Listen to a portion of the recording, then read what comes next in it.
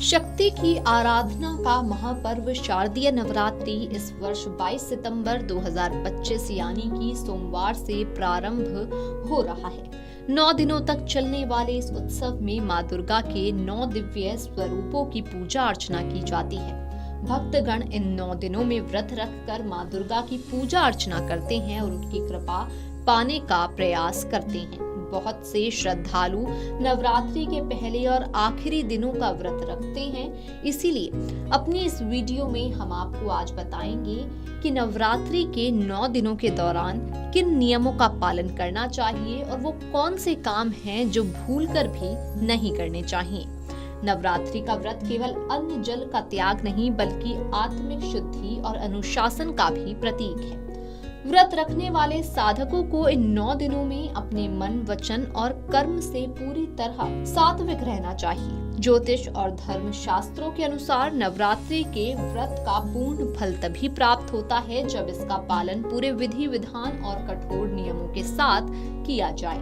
नियमों में हुई एक छोटी सी चूक भी आपके 9 दिनों के व्रत को खंडित कर सकती है।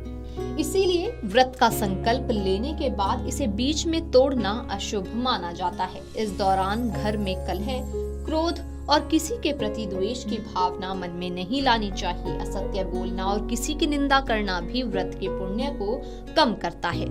साधक को जमीन पर सोना चाहिए और ब्रह्मचर्य का पूर्ण रूप से पालन करना चाहिए।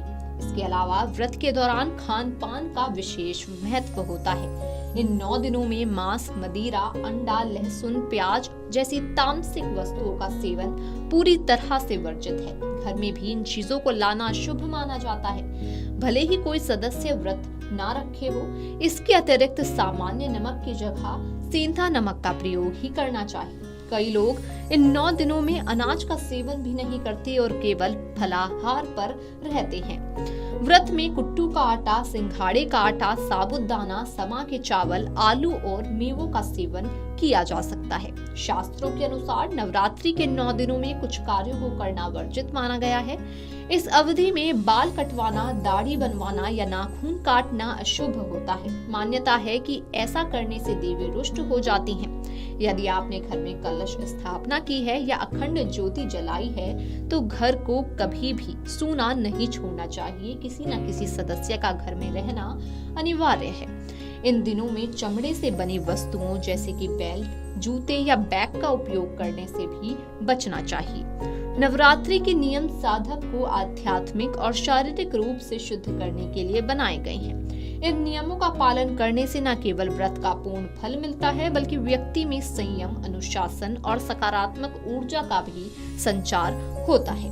यदि कोई व्यक्ति अज्ञानतावश या जानबूझकर इन नियमों की अवहेलना करता है तो उसका व्रत खंडित माना जाता है और उसे पूजा का पुण्य प्राप्त नहीं होता।